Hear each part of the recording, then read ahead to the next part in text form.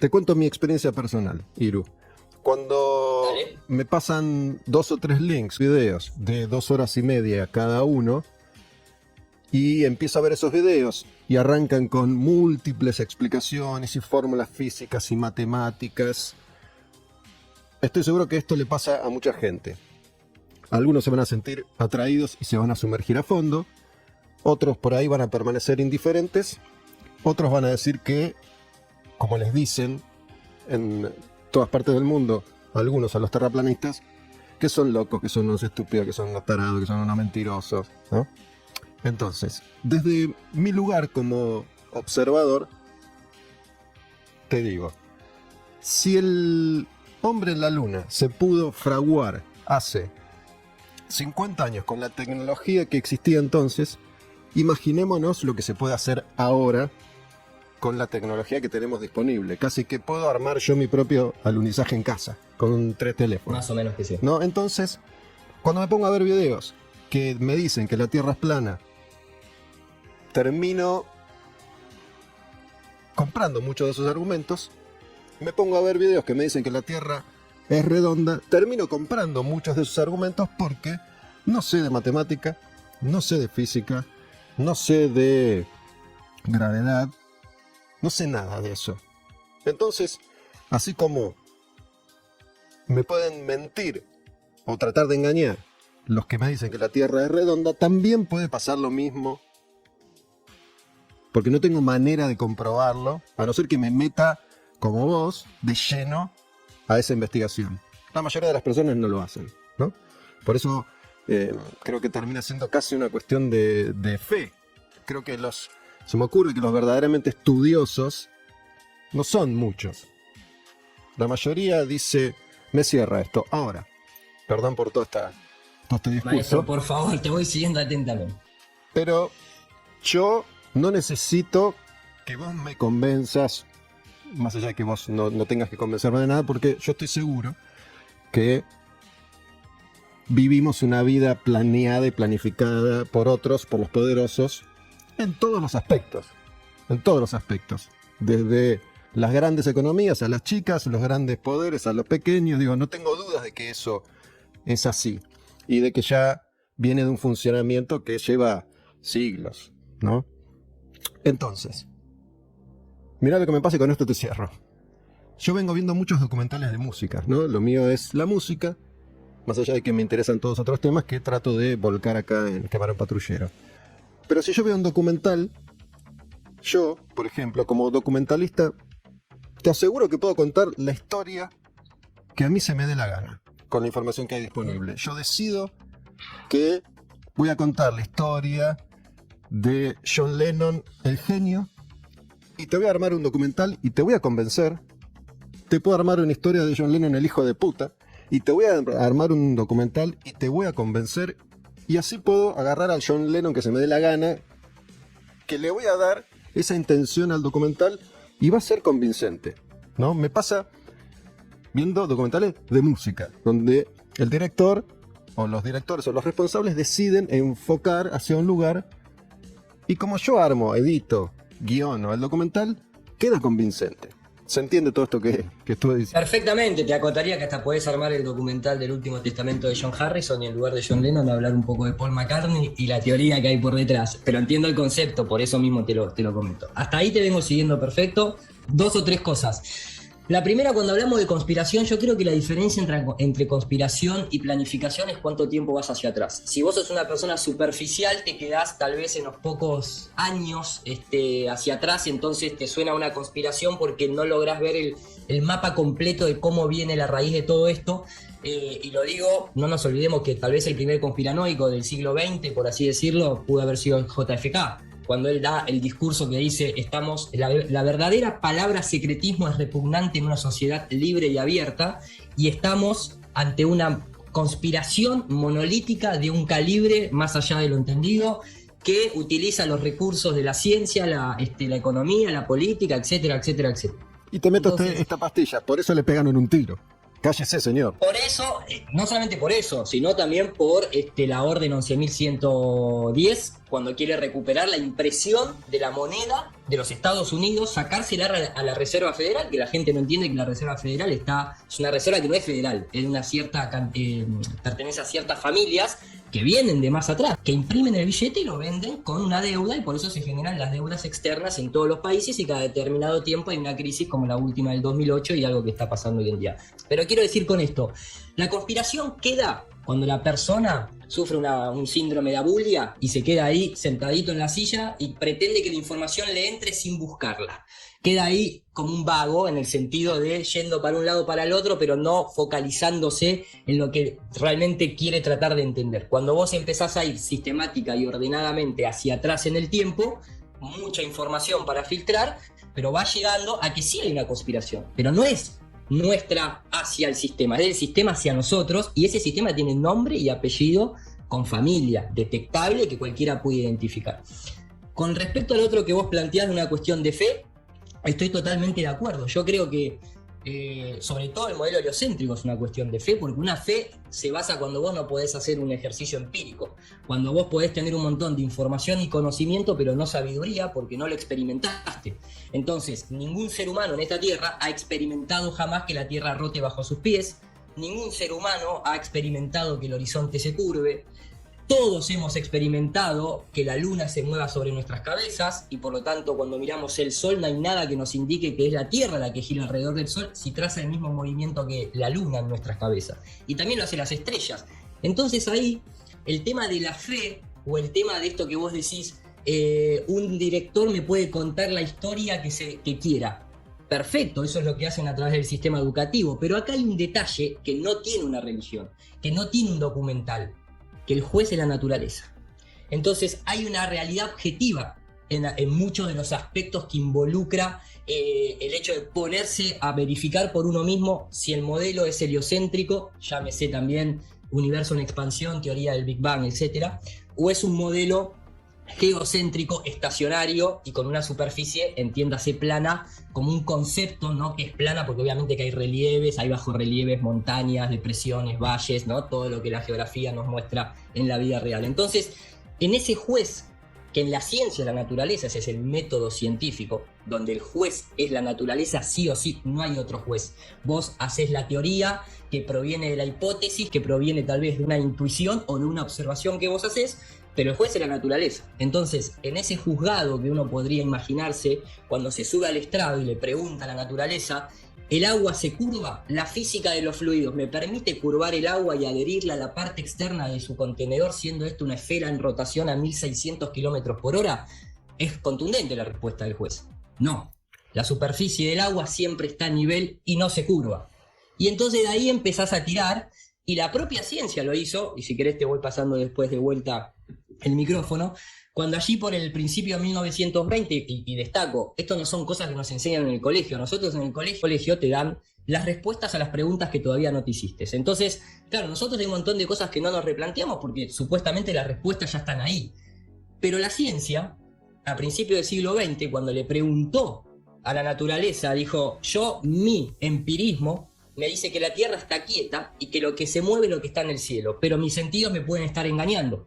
Entonces tengo que crear un mecanismo que haga de juez imparcial, o de fiscal, si querés, de abogado imparcial, para presentarse ante el juez de la naturaleza. Entonces ese mecanismo se llamó giroscopio, se llamó péndulo de Foucault, y el último, el más calibrado, el más sensible de todos, se llamó el interferómetro de Michelson-Morley, que lo tienen que buscar, tiene que hacer el ejercicio el espectador de buscarlo, porque no tiene sentido ponerse aquí a describirlo, pero básicamente se basa en tirar un haz de luz en distintas direcciones, y supuestamente si la Tierra estuviese rotando alrededor del Sol, el haz de luz que vos tirás a favor de la rotación debería llegar más rápido que el que tirás en contra, como si uno nadara en un río, nadar a contracorriente vas más lento que nadar a favor de la corriente. La corriente sería el éter en este caso, y los resultados fueron nulos, fueron que no hay movimiento detectable, no hay rotación detectable de la Tierra. Entonces ahí la ciencia se vio en un aprieto tan grande que tuvo que decidir entre si decía que el éter no existía o asumía que la Tierra estaba quieta. Y entonces, como el consenso científico siempre fue manejado por unos pocos, al igual que siempre ha sucedido a lo largo de la historia en otros aspectos, quedó en los libros de historia que el éter no existía y que la Tierra no es que estaba quieta, sino que no había arrastre, simplemente. Pero eso fue una decisión filosófica, no natural. A la fecha de hoy, se sigue demostrando que la Tierra no rota. Después tuvo la ciencia un muerto en un placar muy grande, que tuvo que venir a solucionar un poco la teoría de la relatividad, la contracción del Lorentz y un par de explicaciones matemáticas, pero que no se pueden demostrar en el aspecto físico. A lo que voy con esto y lo cierro.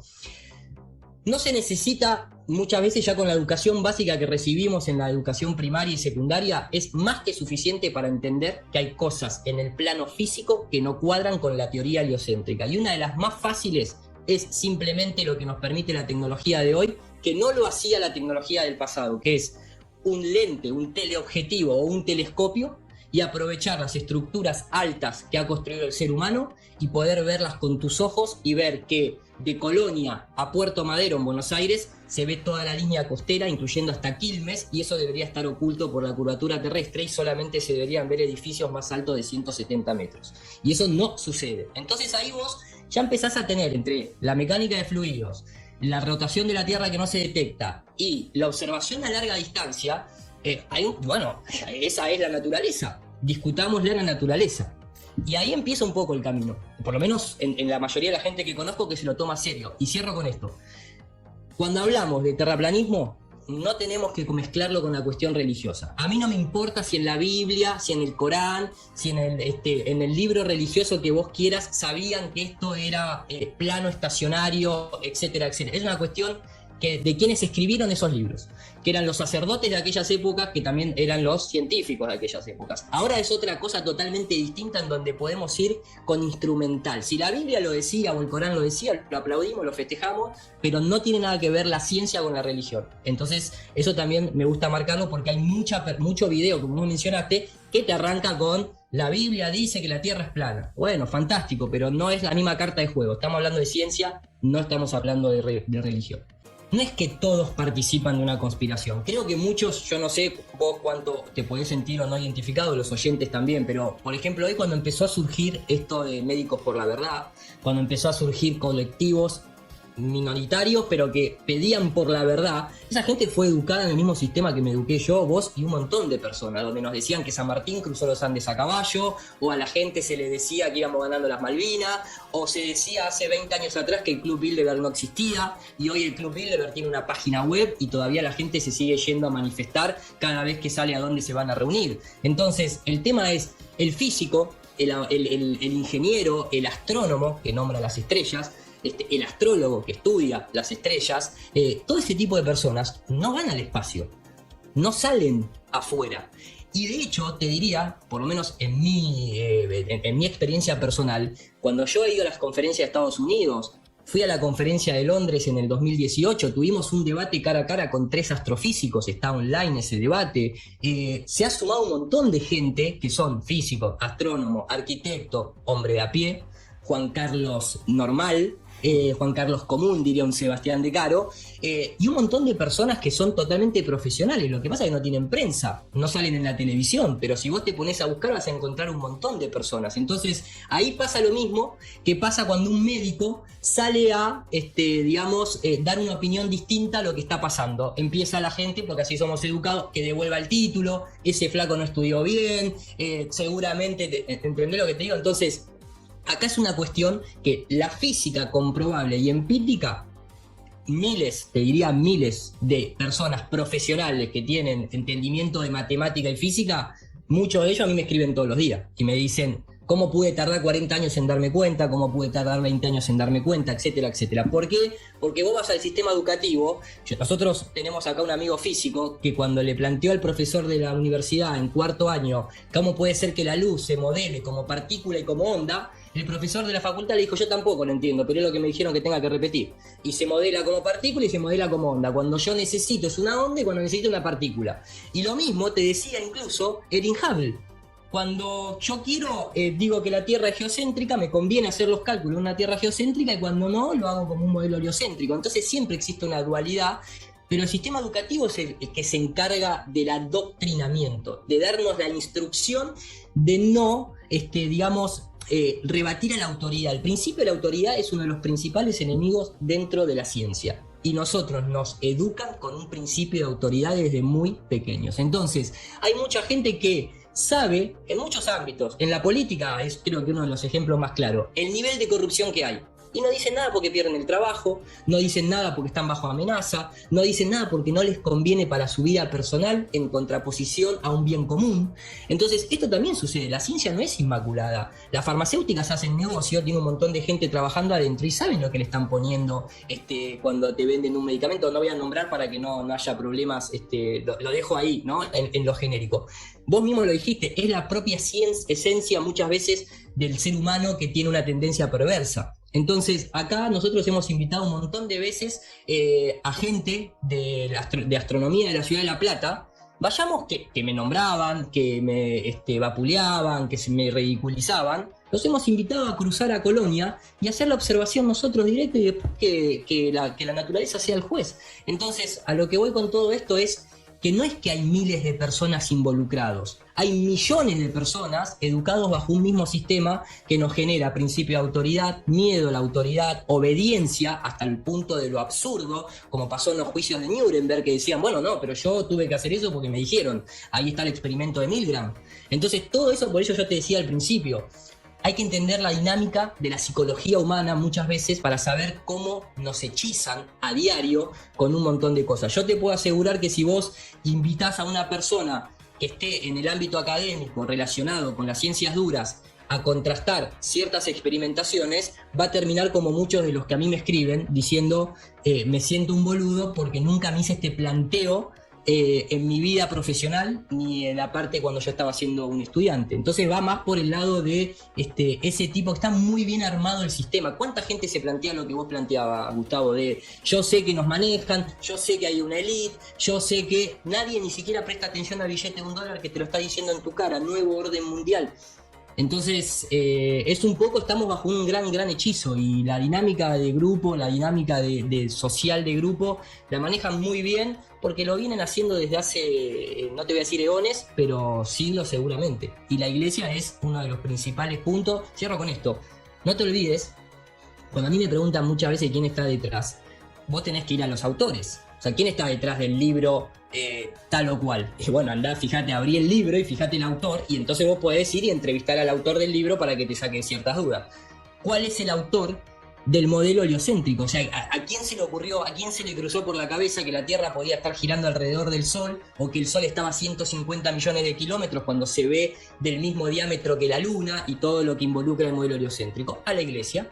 Copérnico, Galileo, Kepler, y después lo trasladó a la Royal Society, se lo pasó a Newton y demás. Todos esos personajes eran cabalistas, alquimistas y financiados por la iglesia. Y de hecho, el mito de Galileo, que la iglesia lo condenó, tenés la propia iglesia, tenés los libros, aquí salió en España hasta el diario El País, cuando dice que Galileo no fue condenado por la iglesia porque estaba escudado por la orden jesuita, solamente el cardenal Belardino lo acusó, pero como era muy amigo del Papa, tuvo toda la protección necesaria para luego, en 1603, ponerlo como director de la primera universidad pontífice vaticana, que a la fecha de hoy sigue estando activa y tiene más de 33 premios Nobel. Y digo ese número a propósito, porque tiene 35 o 39, pero es un numerito que capaz que muchos de los que nos están escuchando entienden a qué me refiero. Entonces, la historia está llena de mitos.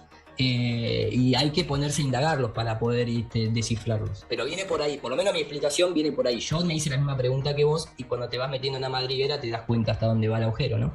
Me pasó exactamente eso que vos decís cuando me puse a ver videos sobre terraplanismo. Indudablemente esos videos te llevan a otras tantísimas conspiraciones y empecé a sentir angustia, empecé a sentir incomodidad. Empecé a sentir que si sigo en esta, me voy a terminar deprimiendo porque voy a reconocer que nada de lo que vivo, de lo que veo, de lo que conozco es real. Y es muy angustiante eso. Y no solo termino sintiendo eso, sino que termino sintiendo que nada de lo que sé, de lo que creo que conozco, de lo que creo que me enseñan, de lo que creo que es real, va a ser así nunca. Entonces, bueno, maestro, perdóname, te dejo. venido al club. Te dejo. No, Te traslado esta pregunta, esta situación a vos. Digo, ¿cómo te afectó o no personalmente a vos, Iru Landucci, el ser humano de carne y hueso, toda esta experiencia que venís transitando, además siendo la cara visible o una de las caras visibles del terraplanismo argentino? Carne, hueso y espíritu, maestro, si no esto estaría vacío tirado en el piso en este momento.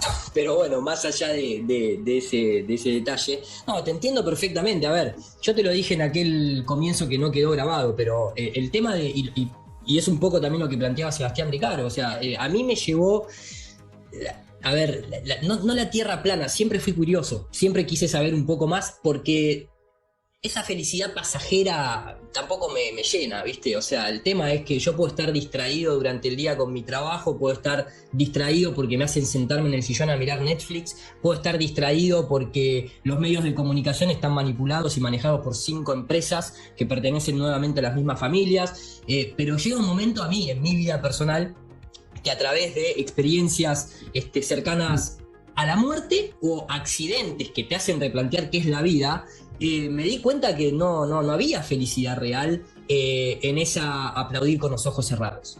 Entonces dije, bueno, acá a partir de este momento es un ejercicio personal. Si yo me quiero ir dosificando de falsa felicidad, voy a tener que hablar conmigo mismo tal vez a los 70, a los 80 si llego. Y no quiero que me pase eso. Quiero abordar este tema, quiero aprender a cuestionar, pero también quiero aprender a encontrar respuestas, herramientas o cosas que me ayuden, entre comillas, con esa angustia. Porque la angustia viene y se va, como viene la felicidad. No es algo permanente en donde yo tengo que vivir angustiado porque sé la verdad de que mi mujer me metió los cuernos. Busco otra mujer, busco el amor en otro lado o simplemente dejo que el tiempo todo lo cure, ¿no? De alguna manera. Quiero decir, nada es permanente y eterno en la psicología humana. Entonces, ¿la angustia existe? ¿Vos me podés mostrar una partícula de angustia? No. Como no, tampoco me podés mostrar... Perdón que haga este matiz. Vos en un momento mencionaste la gravedad. El terraplanismo no niega la gravedad. De hecho, gravedad significa gravitas, que significa peso. Lo que nosotros negamos es la gravedad de Albert Einstein, que se inventó que se curva el tiempo y el espacio. Entonces, decime cuántos metros cúbicos de tiempo... Perdón, cuánto tiempo y espacio hay en un metro cúbico si vos vas a curvar algo. La angustia no se puede curvar. ¿Por qué? Porque no tiene partícula, está en esa glándula pineal, está en un plano de existencia que es pura energía, donde no hay ni siquiera ejes de coordenadas, porque vos no podés ni siquiera ir a buscarla más que dentro tuyo. Entonces, ¿y por qué hago toda esta introducción? Espero que se entienda. Cuando yo me fui adentrando en todo esto, al principio de todo, allí por los 21 años, yo me empecé a cuestionar muchas cosas porque tuve un desprendimiento corporal. Siempre he tenido de chico parálisis de sueño, creo que mucha gente lo ha tenido. Si te vas a la ciencia oficial te va a decir que fue porque estás estresado, porque comiste demasiado azúcar, por lo que el carajo quieras. Pero hay otras culturas que hablan de las experiencias extracorporales, incluyendo dentro del occidentalismo, ¿no? Yéndose al hinduismo o al budismo, ¿no? También acá en Occidente, de hecho, hay grandes logias de la masonería, de los Rosacruces y demás que lo siguen practicando al día de hoy. Pero a mí me pasó en primera persona, yo me vi el cuerpo en la cama a los 21 años, no es que alguien me lo contó. Y después me enteré que existían prácticas para eso y después me empecé a través de la metafísica, una metafísica muy básica, me empecé a enterar de algo que nunca nadie me dijo. Mirá, lo que vos pensás, lo que vos sentís, lo podés manifestar. Tanto lo bueno como lo malo, a través de estar, entre comillas, en una sintonía positiva, de amor, de felicidad, etc. Y a través también de estar enojado, con bronca, desilusionado y demás. Y todo eso te va a afectar los órganos. Al principio no lo entendía, después conocí lo que era la nueva medicina germánica, que es algo así como una disciplina, una medicina que también se practica en China, se practicaba en Japón, pero es esto de entender la palabra psicosomático. La psique significa alma.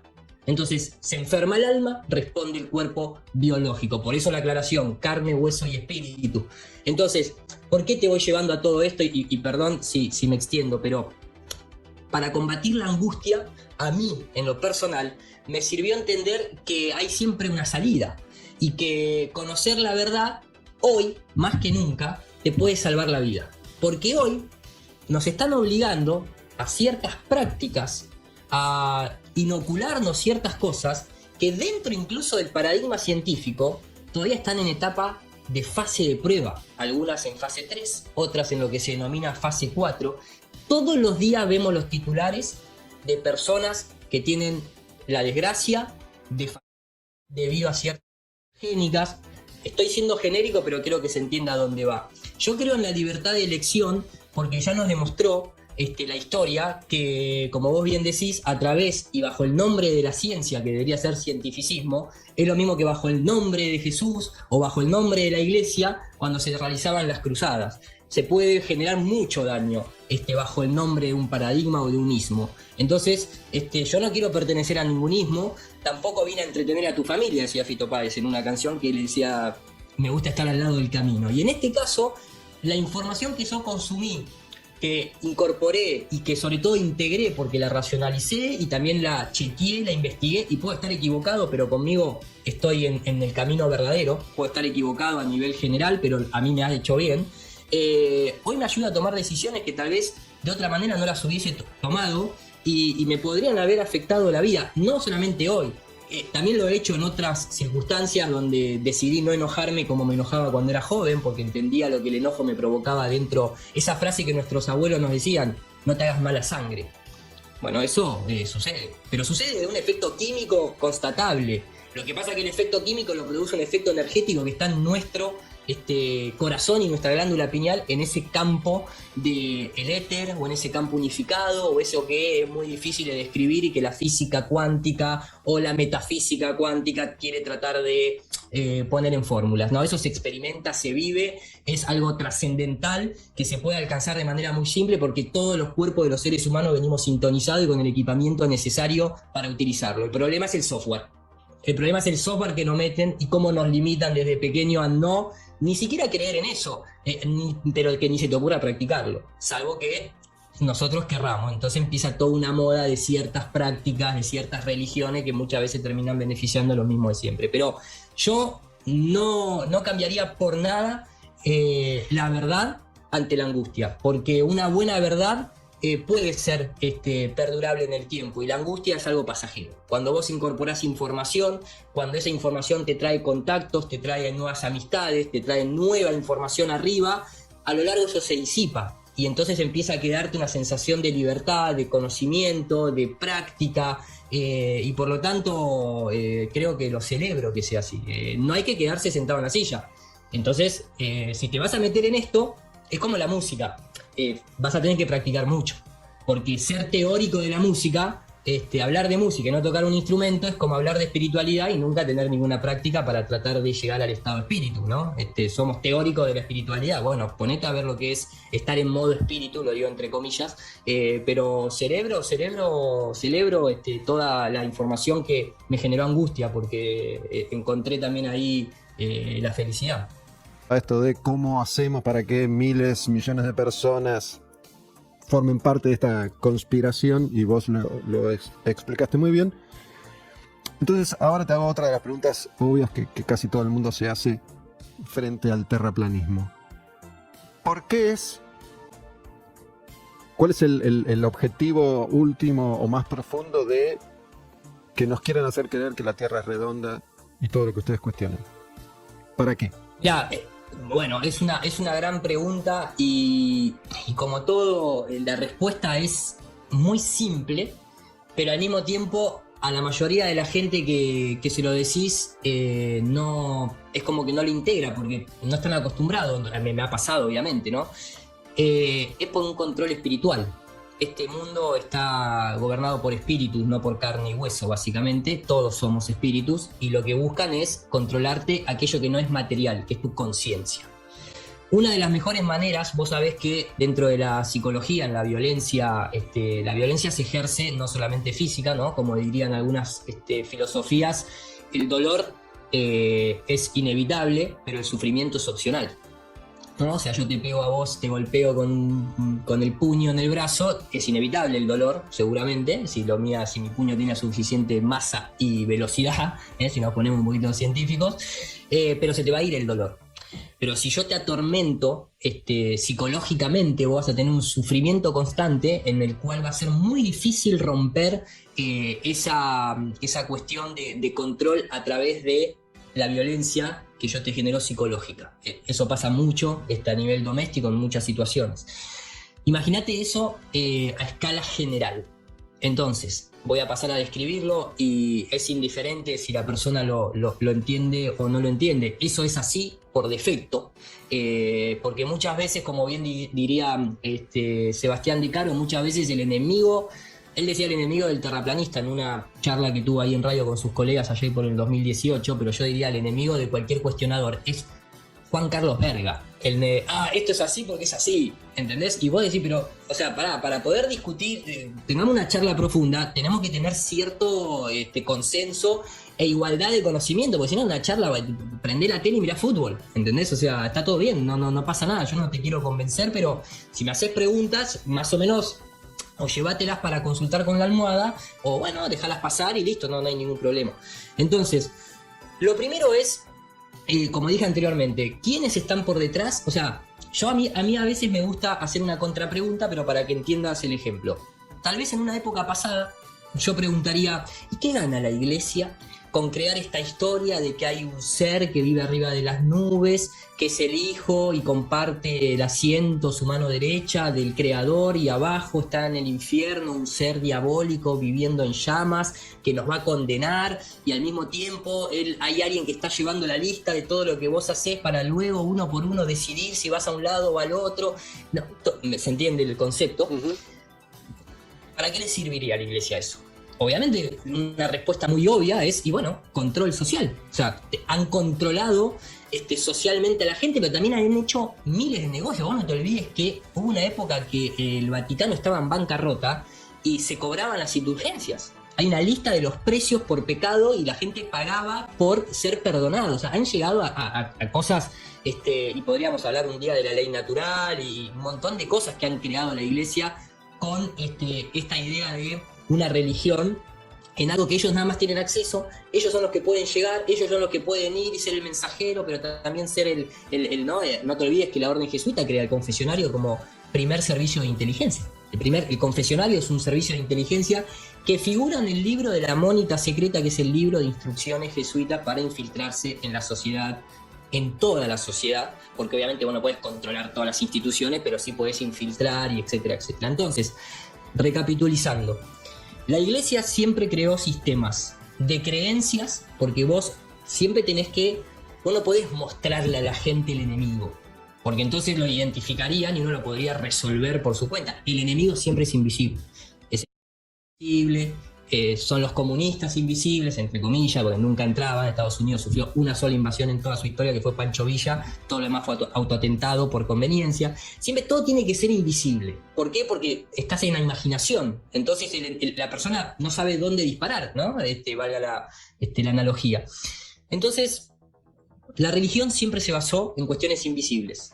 La iglesia la materializa y con eso controla económicamente, políticamente, socialmente, y obviamente a través de la educación también.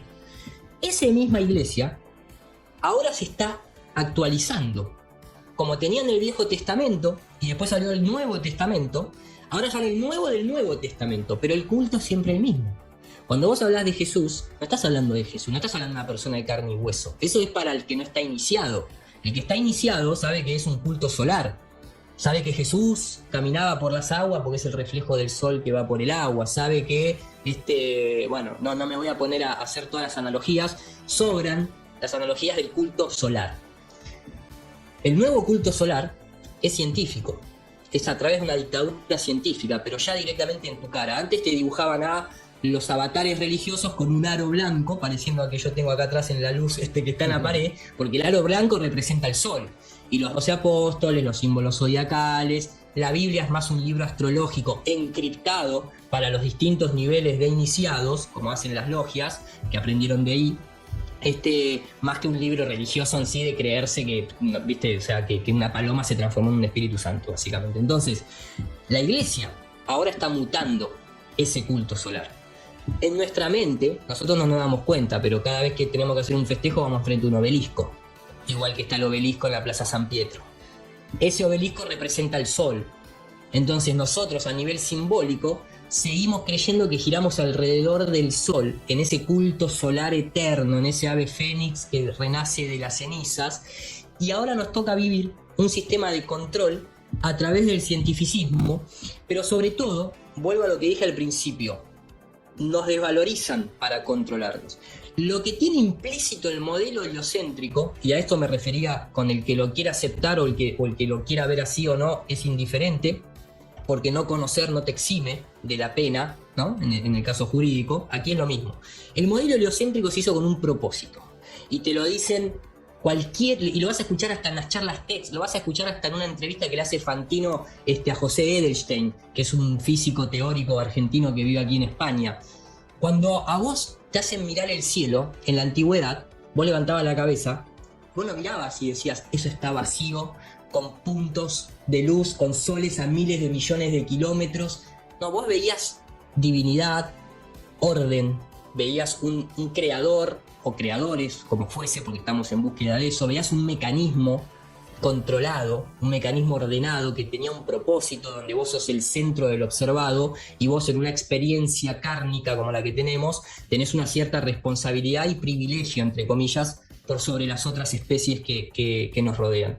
Hoy en día levantamos esa misma cabeza, miramos el mismo cielo de hace 10.000 años atrás, porque no cambió ni una estrella, lo cual en el modelo heliocéntrico es bastante problemático, pero ahora vemos vacío, vemos miles de millones de años, vemos soledad, vemos esa cuestión de decirnos no somos nada. El modelo heliocéntrico te dice, vos estás acá de casualidad, yo no te lo puedo explicar, pero de casualidad vamos a teorizar porque un jesuita llamado Georges Lemaitre en 1927 creó la teoría del Big Bang y a partir de ahí empezó toda una nueva teoría científica, pero el objetivo es que vos seas o que te sientas la nada mismo, totalmente descentrado. Repito, esto es así, sepa la persona o no lo sepa, o que vos me digas, no, pero yo personalmente me siento bárbaro, nunca estuve mejor en mi vida, no importa.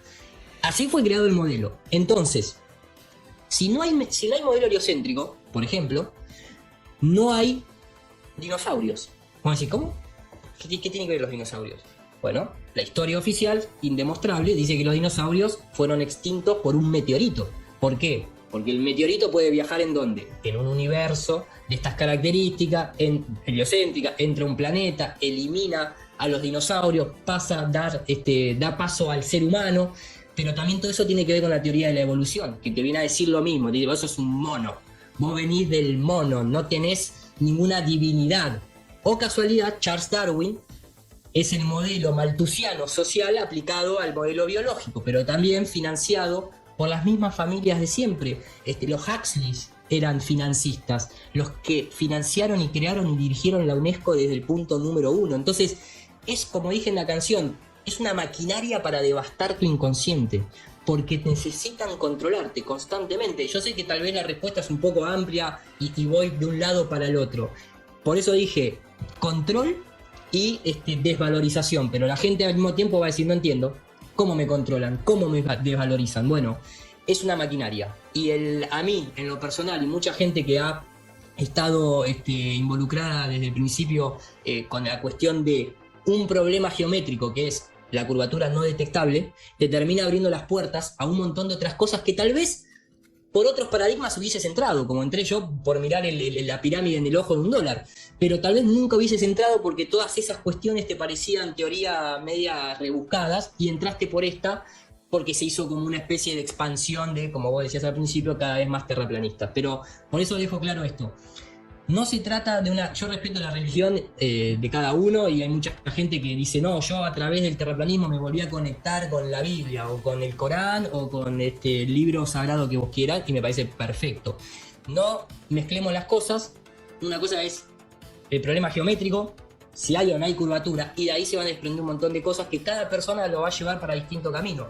Seguramente si vos hablás ahora, mañana con otra persona que está o que se considera terraplanista, tal vez la charla que tengas no sea nada que ver a esta. A mí me ayudó para abarcar un montón de estas cuestiones. Lo que identifiqué en punto número 1, la Iglesia, a través de su orden científica y militar, que es la jesuita, está metido en la educación, en la política, en la ciencia, y en la economía. Y a través de eso entiendo que van mutando y cada cierta cantidad de generaciones van cambiando su paradigma. Y ahora nos toca atravesar que es el cientificista, pero el modelo es culto, solar, 100% una y otra y otra y otra vez. Vamos a ir, dice verdades expuestas. Si lo confirma la NASA, es todo mentira. Si lo confirma la NASA, es todo mentira. Si lo confirma la NASA, es todo mentira. Si lo confirma la NASA, es todo mentira. A la luna nunca la invadieron y el espacio nunca ellos lo vieron. Las galaxias nunca existieron. La Tierra es plana, desde siempre lo supieron. Si lo confirma la NASA.